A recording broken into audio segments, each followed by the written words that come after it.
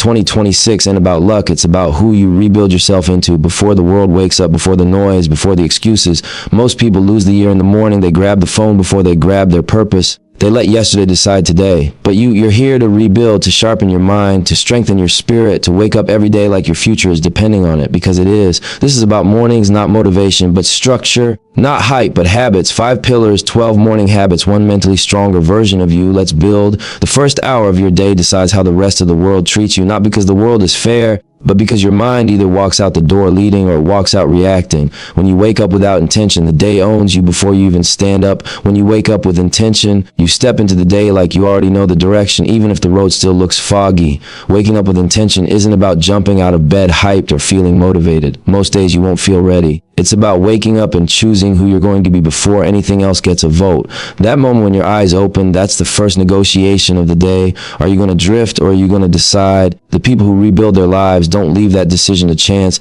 They decide early, quietly, before the noise shows up. That's why the phone can't be the first thing you touch. The phone is a portal into other people's priorities, other people's emergencies, other people's opinions. The second you unlock it, you're no longer living your life. You're reacting to someone else's highlight reel, someone else's stress, someone else's agenda. Science backs it up, but you don't need to study to feel it. You check your phone first thing and your chest tightens, your thoughts scatter, your peace gets interrupted before it even had a chance to breathe. When cortisol spikes first thing in the morning, your brain thinks it's under threat. And when your brain thinks it's under threat, it doesn't think creatively, it doesn't think long-term, it thinks survival. That's why people feel overwhelmed before breakfast. Not because life is impossible, but because they started the day in defense mode. Stress before sunlight, pressure before purpose. High performers don't live like that, not because they're superhuman, but because they're disciplined about the first move. CEOs, athletes, creators, people who carry real responsibility don't start their mornings reacting to notifications. They understand something simple but powerful. Whoever controls the beginning controls the direction. They guard the first hour like it's sacred, because in a way it is. Waking up with intention can be quiet. It can be simple. You sit up instead of rolling over. You take a breath instead of grabbing the screen. You remind yourself why you're still here, why you haven't quit, why you're even doing this. That reminder doesn't have to be poetic. Sometimes it's just, I'm building something bigger than how I feel right now.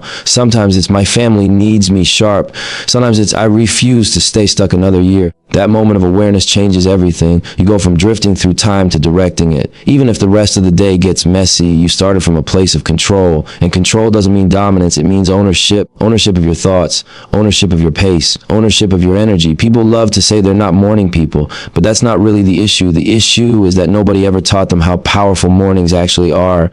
People don't quit early mornings because they're lazy or weak. They quit because every morning they give the first move away. They let the alarm win, the phone win, the comfort win. And when you lose the first move every day, you start to believe you're losing in general. Think about it like this. Every day is a chessboard. The opening move matters. You don't wait for the opponent to move and then figure out a strategy. You decide how you're playing before the clock even starts. When you wake up with intention, you're making that opening move.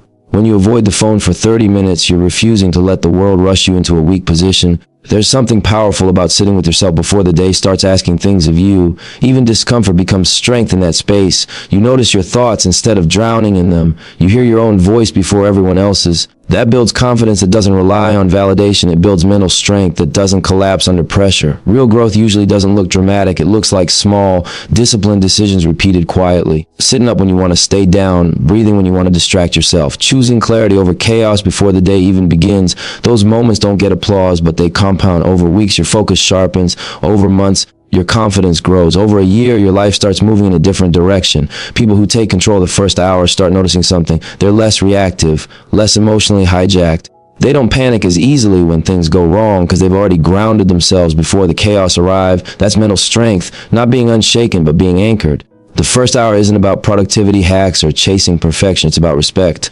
Respect for your mind, your goals, your future. When you refuse to start the day distracted, you're telling yourself that your direction matters. And when you do that consistently, your actions start lining up with that belief. You don't win the day by accident. Nobody stumbles into discipline. Nobody randomly builds a strong mind. It's claimed one morning at a time. It's claimed when you decide that the first thing you touch isn't going to be a screen. It's going to be your purpose. It's claimed when you decide that before the world speaks to you, you're going to speak to yourself. That's how rebuilding starts, not with some massive overnight change, but with one quiet hour where you take the steering wheel back. When you control that first hour, you don't just start the day better, you start trusting yourself more. And that trust becomes the foundation for everything else you're trying to build. Mental strength doesn't start in your thoughts. It starts in your flesh and bone. Before the mind believes anything, the body already knows the truth. That's why discipline has to touch the physical first. You can tell yourself you're strong all day, but if your body stays still, soft, unchallenged, your mind won't fully buy the story. The body is the proof. The body is the receipt. When you move your body in the morning, you're sending a clear message upstairs, not with words, but with action. You're telling your brain, I'm in charge today. I decide the pace. I decide the direction. Movement wakes up more than muscles. It wakes up authority. Even a short walk, a stretch, a few push-ups, something that gets the blood moving changes how you carry yourself. You stand different. You think different. You respond different. There's a reason people who train consistently carry a certain calm. It's not arrogance. It's alignment. Their mind trusts their body because it shows up, and that trust spills into everything else. When life pushes back, they don't fold as easily because they've already practiced resistance. They've already practiced discomfort. They've already taught themselves that effort doesn't kill them. It sharpens them. Cold water is another layer of that conversation with yourself. Cold water doesn't care about your excuses. It doesn't negotiate. It hits you honest and immediate. When cold water touches your face or your body, every instinct says retreat. And when you breathe through it instead of panicking, you're training something deeper than toughness. You're training control under stress. Science can explain it in numbers, dopamine spikes, resilience pathways, nervous system adaptation. But on a human level, it's simpler than that. You faced something uncomfortable on purpose and survived it. You proved to yourself early in the day that discomfort doesn't own you. That confidence carries weight. You walk into challenges later knowing you already beat resistance once today. Breathing and prayer or silence tie it all together. Movement wakes you up, cold sharpens you. Breathing steadies you. Deep breathing slows the nervous system, brings your heart rate down, tells your body you're safe even while you're pushing forward. That balance is powerful. You're not frantic, you're focused. You're not numb, you're present. Prayer or silence isn't about religion for everybody. It's about identity. It's about remembering who you are before the world starts assigning you roles. Before you're the employee, the provider, the fighter, the survivor. In that quiet space, you reconnect with your core. You remember what matters. You remember what you're willing to endure for. That grounding keeps you from chasing empty wins. Look back at history. Every warrior culture understood this. They didn't wake up and scroll through distractions. They woke up and moved. They bathed in cold rivers. They breathed, meditated, prayed, prepared their spirit for before they picked up weapons or tools. They knew something modern life tries to make us forget. Strength is ritualized. Discipline is practiced daily. Power is cultivated, not wished for. Your body learns discipline before your mind believes in it. That's why waiting to feel motivated is backwards. Motivation comes after action, not before it. When your body feels momentum, your mind starts catching up. You stop arguing with yourself as much. You stop overthinking simple moves. You become more decisive because your system is already active. There's also something honest about physical effort. You can't fake it. You can fake words, fake confidence, fake plans, but when your lungs burn, when your muscles shake, when cold water steals your breath for a second, there's no pretending. You're either there or you're not. That honesty builds self-respect. And self-respect is the backbone of mental strength. People dealing with anxiety, pressure, or self-doubt often think the solution is more thinking. But too much thinking without movement turns into rumination. The body needs an outlet. When you move, you burn off excess stress hormones. When you breathe intentionally, you tell your nervous system to stand down. When you pray or sit in silence, you realign your priorities. Together, these habits create stability you can feel. Real life shows this over and over. People who turn their lives around almost always start with physical routines. Not because they're chasing aesthetics, but because they're chasing control. Control over impulses, control over energy, control over their own reactions. Once they regain that, everything else becomes easier to organize. This isn't about being extreme, it's about being consistent. You don't need 2 hours. You need intention. You need to move even when it's inconvenient. You need to face cold even when comfort is calling. You need to breathe and center yourself even when your mind wants to race ahead. Those small acts of discipline add up to a mindset that doesn't break easily. When the body is disciplined, the mind follows. When the body is trained to endure, the mind stops panicking at resistance. When the body is respected, the mind starts believing you're capable of more. That belief doesn't come from hype. It comes from evidence you collect every morning. This is how mental strength gets built from the ground up. Not through speeches or quotes, but through sweat, breath, stillness, and repetition. Through choosing ritual over distraction. Through teaching your nervous system that pressure is manageable and discomfort is temporary. Once your body understands discipline, your mind stops fighting growth. It stops negotiating with fear. It stops looking for exits. And from that place, you move through the rest of the day sharper, calmer, and more grounded. Not because life got easier, but because you got stronger where it actually starts. Your mind wakes up hungry, whether you acknowledge it or not. The moment your eyes open, your brain starts looking for something to chew on, something to shape the tone of the day. And if you don't choose what goes in, the world will rush in and choose for you. That's never neutral. The world feeds urgency, fear, comparison, and noise. It feeds distraction dressed up as information. And if that's the first thing you digest, You spend the rest of the day reacting to something you never consciously agreed to consume. Feeding your mind before the world does is an act of self-respect. It's saying my inner world matters more than the outside chaos. Reading or listening to something that builds you, even for a short window, sets a foundation that carries weight all day. It doesn't have to be complicated or academic. It can be a few pages of a book that sharpens your perspective, a talk that reminds you of your values, or words that reinforce discipline and long-term thinking. What matters is intention. You're choosing growth over randomness. Research backs this up, but the lived experience proves it even louder. Morning learning improves focus and memory retention because the brain is fresh and undistracted. 10 minutes a day doesn't sound like much until you multiply it by weeks and months. That's hours of deliberate mental input shaping how you think, how you decide, how you respond. That's how people quietly outgrow their old limitations without making a big announcement about it. Writing comes right after because information without reflection doesn't stick. Writing your thoughts or goals in the morning is like clearing fog off a windshield. Everything might still be there, but now you can see it. Thoughts that swirl endlessly in your head lose their power once they're on paper. Anxiety shrinks when it's defined. Confusion settles when it's organized. Writing turns mental noise into something you can actually work with. A lot of people think journaling is about emotions, but it's really about direction. When you write your goals, even loosely, you're reminding yourself what matters. You're separating priorities from distractions. You're giving your mind a target instead of letting it chase everything that moves. That clarity is rare, and that's why it's valuable. Then there's the news. Not information, but the way it's packaged. Fear-based headlines are designed to hijack attention, not inform you responsibly. They trigger survival instincts, not strategic thinking. When you consume that first thing in the morning, your nervous system goes on high alert before you've even centered yourself. Your body feels like something is wrong, even if nothing in your immediate life has changed. That tension follows you into conversations, decisions, and reactions. Strong minds don't avoid reality, but they choose timing. They don't let negativity rent space in their head before they've even established their own mindset for the day. They understand that awareness without stability turns into anxiety, so they delay the noise. They don't let fear be the first voice they hear. Real growth comes from purposeful consumption. People who evolve don't just take in content because it's available. They're selective. They ask, does this build me or drain me? Does this inform me or agitate me? Over time, that selectiveness compounds into wisdom. They don't know everything, but they know what matters to them. Look at people who consistently level up. They read, they listen, they study patterns, they reflect. They don't leave their thinking to chance, and it shows in how they move. They're less reactive, more composed. They don't jump at every headline or trend because they've trained their mind to look deeper. Feeding your mind in the morning also changes your self-talk. When the first ideas you encounter are empowering, constructive, and grounded, your internal dialogue follows that tone. You're less likely to spiral into doubt or comparison because you've already reinforced your own lane. That's mental strength and practice, not theory. Writing reinforces that strength. When you put your thoughts on paper, you start noticing patterns. You see what you keep worrying about. You see what goals you keep avoiding, and that awareness gives you leverage. You can't fix what you won't face, but writing makes facing it unavoidable in a productive way.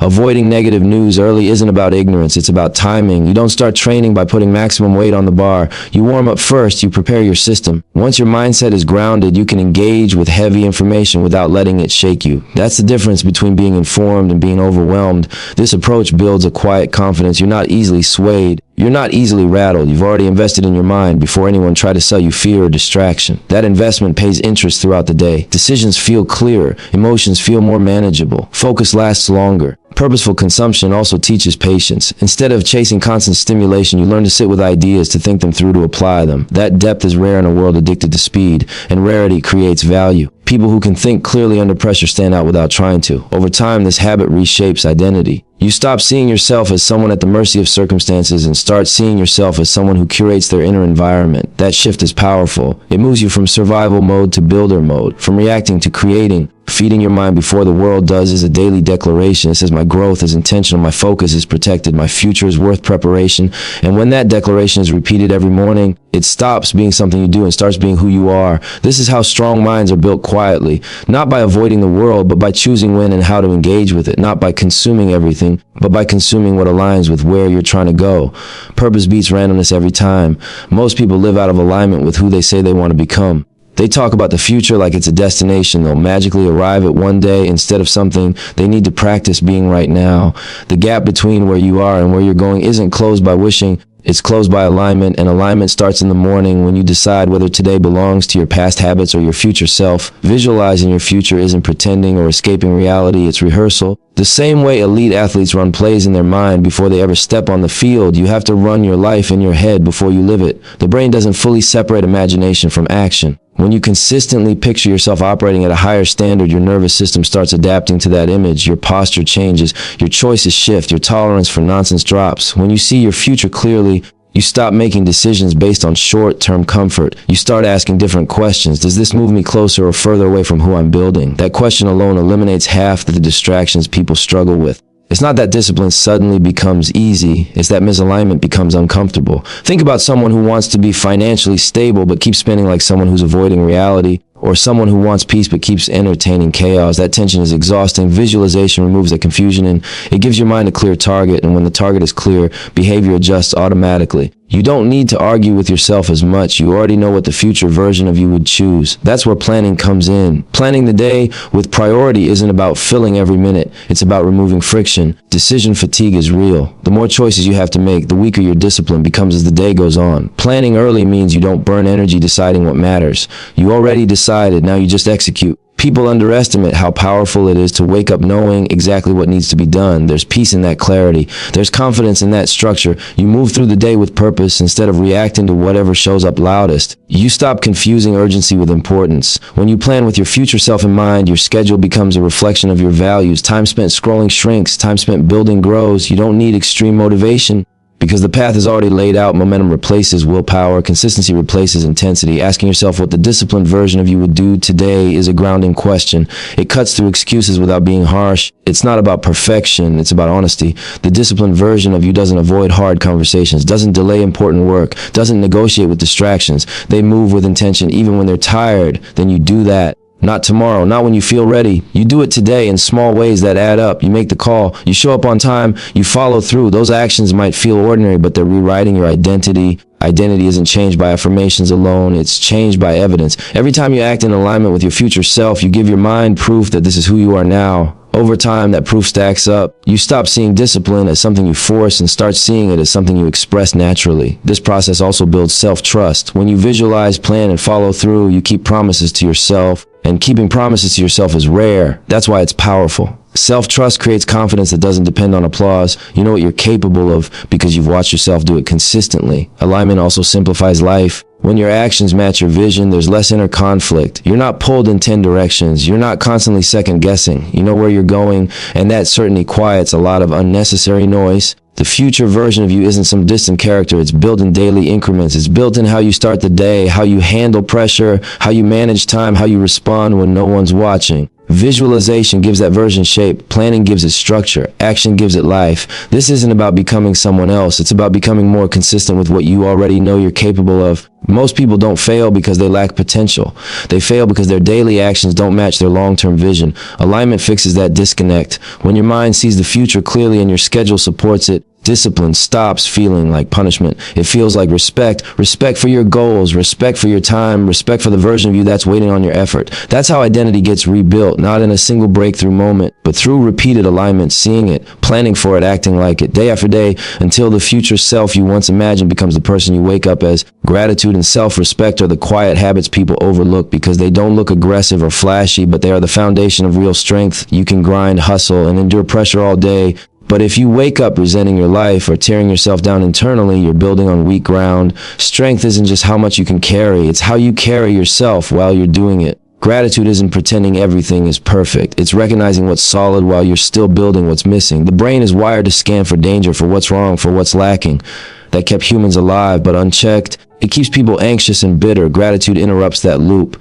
Studies show it rewires the brain toward resilience because it trains your mind to notice stability instead of chaos. When you acknowledge what's working, your nervous system relaxes just enough for you to think clearly and move forward with intention. People misunderstand gratitude because they think it makes you complacent. It doesn't, it makes you grounded. When you're grounded, you don't panic when things get hard. You don't self-destruct when progress feels slow. You remember that you've already survived worse, that you're not starting from zero, that there's something worth protecting in your life. That awareness gives you emotional strength. It gives you patience. It gives you perspective. Expressing gratitude in the morning sets a tone that follows you all day. It can be simple. Gratitude for waking up, for breath, for another chance to get it right, for lessons learned the hard way, for people who didn't give up on you, even for pain that shaped your discipline. When you name those things, you stop walking around like life owes you something. You start walking like life trusted you with another opportunity. That shift changes how you respond to challenges. Instead of asking why this is happening to me, you ask what this is training me for. That question alone separates people who break from people who build. Gratitude doesn't erase struggle, it reframes it. It turns pressure into preparation. Self-respect is the other half of this equation, and it's just as important. The way you speak to yourself determines how far you're willing to go. That voice in your head becomes your ceiling or your fuel. If that voice is constantly critical, dismissive, or cruel, you might still achieve things, but it will cost you peace. Eventually, that internal disrespect leaks into burnout, self-sabotage, or settling for less than you deserve. A lot of people talk to themselves in ways they'd never talk to anyone they love. They replay mistakes on a loop. They label themselves weak, late, behind, not enough. Over time, the mind starts believing that story, not because it's true, but because it's repeated. Self-talk isn't harmless, it programs behavior. If you constantly tell yourself you're failing, you start moving like someone who expects to lose. Speaking to yourself with respect doesn't mean lying to yourself. It means being honest without being destructive. It means holding yourself accountable without humiliation. Discipline grows better in an environment of respect than in one of abuse. When you respect yourself, correction feels like guidance, not punishment. You wouldn't disrespect your dream. You wouldn't tell your future it's stupid or unrealistic. So why do that to yourself in the present? You are the one carrying that dream. You are the one waking up early, pushing through resistance, taking hits nobody sees. That deserves acknowledgement, not constant condemnation. Strong people understand this. They don't just survive, they honor themselves daily. They recognize effort even when results are delayed. They give themselves credit for showing up. That doesn't make them soft, it makes them sustainable. Self-respect creates consistency because you're no longer trying to escape yourself. You're working with yourself. Gratitude and self-respect work together. Gratitude reminds you what you have. Self-respect reminds you who you are. When both are present, resilience increases naturally. You don't crumble at criticism because your worth isn't borrowed from outside validation. You don't chase approval because you already know your value. Real life shows this clearly. People who burn out often aren't weak. They're exhausted from fighting themselves. They push without appreciation. They critique without compassion. Over time, that internal war drains energy faster than any external obstacle. On the other hand, people who last know how to balance pressure with appreciation. They push hard, but they also pause to recognize progress. Gratitude also sharpens ambition. When you appreciate what you've built so far, you want to protect it and expand it. You stop making reckless decisions. You become more intentional. You realize what's at stake. Self-respect reinforces that by setting boundaries. You stop tolerating environments, habits, or relationships that disrespect your growth. This doesn't happen overnight, it's practiced daily. Sometimes you catch yourself spiraling into negative self-talk and you interrupt it. Sometimes gratitude feels forced at first. That's normal. The brain is adjusting. Over time, it becomes natural. You start seeing lessons instead of losses. Effort instead of failure, progress instead of delay. When gratitude becomes a habit, you walk through life differently. You're less reactive, less bitter, more present. You still want more, but you're not angry about where you are. That emotional balance is rare and it's powerful. Self-respect reinforces discipline. When you respect yourself, you don't skip commitment.